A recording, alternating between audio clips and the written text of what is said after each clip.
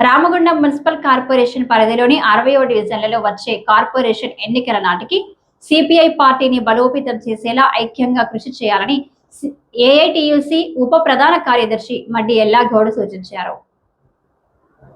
Ramagundam 41వ division నుండి corporator గా విజయం సాధించిన సిపిఐ నగర కార్యవర్గ సభ్యులు మార్కపురి సూర్యను అభినందిస్తూ సోమవారం సాయంత్రం ఘనంగా సన్మానించారు. ఈ సందర్భంగా స్థానిక భాస్కరరావు భవన్ లో ఏర్పాటు చేసిన అభినందన సభకు మడ్డి ఎల్లాగౌడ్ ముఖ్య అతిథిగా హాజరై మాట్లాడుతూ గ్రామ పంచాయతీ నుండి నగరపాలక సంస్థ వరకు ఎదిగిన రామగుండం పారిశ్రామిక ప్రాంతంలో అధికారంతో సంబంధం లేకుండా సిపిఐ పార్టీ ప్రజా సంఘాలతో కలిసి ప్రజా సమస్యలపై నిత్యం పోరాడుతూ వస్తుందని అన్నారు.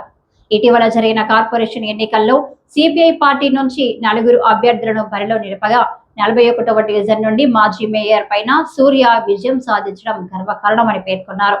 ఆయన కేవలం 41వ డివిజన్ కు మాత్రమే పరిమితం కాకుండా రామగుండం మున్సిపల్ కార్పొరేషన్ పరిధిలోని అన్ని డివిజన్లలోని ప్రజా సమస్యలను కౌన్సిల్లో వినిపించే విధంగా సూర్య ముందుకు సాగాలని సూచించారు. అనంతరం సిపిఐ కార్పొరేటర్ సూర్య మాట్లాడుతూ రామగుండం మున్సిపల్ కార్పొరేషన్ పరిధిలోని అన్ని డివిజన్లలో ప్రజలు ఎదుర్కొంటున్న సమస్యలను అధికారులు పాలక పక్షం దృష్టికి తీసుకెళ్లి పరిష్కరించే దిశగా కృషి చేస్తారని చెప్పారు.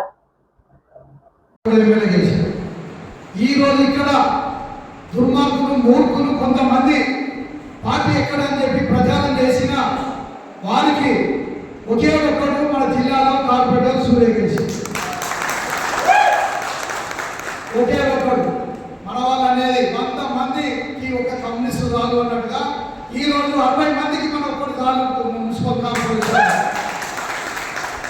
ఇలా 119 మందికి ఎమ్మెల్యే ఎట్లయితే ఒక టైగర్ ఒక పులిగా గర్జిస్తున్నాడు శాసనసభలో, ఈ రోజు సూర్య కూడా 60 మందిలో మున్సిపల్లో గర్జించే తత్వం ఉంది, ఆ ధైర్యం దమ్ముంది.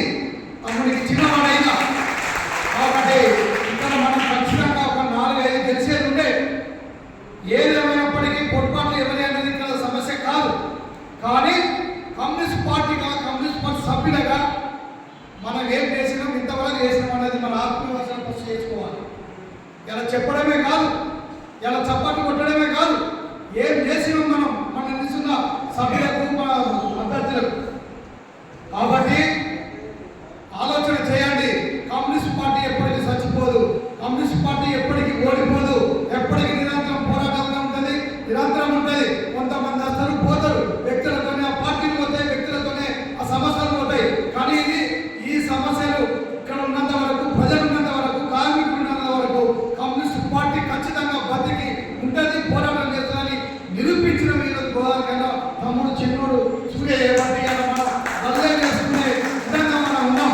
ఎన్ని ఇబ్బందులు ఉన్నా, ఎన్ని ఉన్నా, కష్టాలున్నా కొంత నాతో మీరు మాట్లాడుకున్నప్పుడు చేశారు, కానీ ఏం మనం చేయలేకపోయినాం.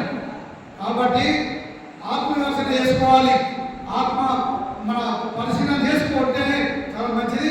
ఏదేమైనప్పటికీ మన యూనియన్ కానీ మన పార్టీ కానీ ప్రతిష్టకి అందరూ కూడా ఇలా అందరూ కృషి కొద్ది అందరూ ఈ పట్టుదల కొద్ది పనిచేస్తే ఇలా మనకు తిరుగుండదని చెప్పి నేను చాలాసార్లు మన యూనియన్ మీటింగ్లలో చెప్తున్నాను. మున్సిపల్ కౌన్సిల్లో మా నాన్నగారు ఎల్బీ నగర్ ప్రజలందరి తరఫున గెలిచి 33 వార్డుల సమస్యల పరిష్కారం కోసం పోరాటం చేయడం, ఎల్బీ నగర్ వార్డును అన్ని రంగాలుగా అభివృద్ధి చేయడం, కమ్యూనిస్టు పార్టీ నాయకుడిగా ప్రజా సమస్యల పరిష్కారం కోసం తన చివరి నిమిషం వరకు ప్రజల తరఫున ఉండడం వల్లే ఈరోజు కమ్యూనిస్టు పోటీ చేస్తే గెలిపించాలనే ఒక దృక్పథం మా డివిజన్లో ఏర్పడింది.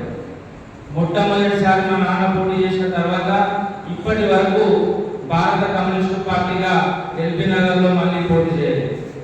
ఈ సంవత్సరం మళ్ళీ మనకు అవకాశం వచ్చింది, రిజర్వేషన్ అనుకూలించింది, కమ్యూనిస్టు పార్టీ నా అభ్యర్థిత్వాన్ని కన్ఫర్మ్ చేసింది.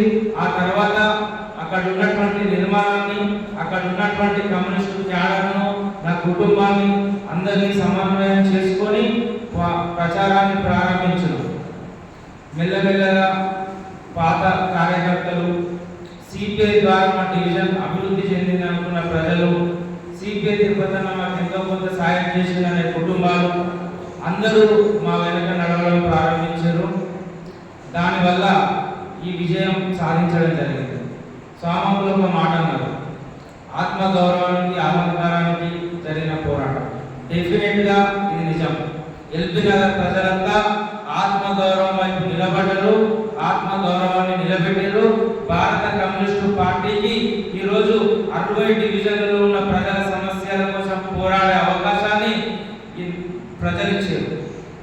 ఎల్బీ నగర్ ప్రజలకు మాత్రమే దక్కిన అవకాశం అది.